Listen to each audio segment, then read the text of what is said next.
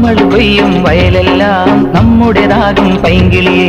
അരുമക്കിളിയെ നേരോ നേരോ വെറുതെ പുരുതം പറയാതെ നമ്മൾ കൊയ്യും വയലുകൾ ജന്മിത്തമ്പ്രാക്കളുടേതല്ലേ. അല്ലെന്നേ അല്ലെന്നേ അല്ലല്ലല്ലെന്നേ അല്ലെന്നേ അല്ലെന്നേ അല്ലല്ലല്ലെന്നേ. നമ്മൾ കൊയ്യും വയലെല്ലാം നമ്മുടേതാകും പൈങ്കിളിയെ. അരുമക്കിളിയെ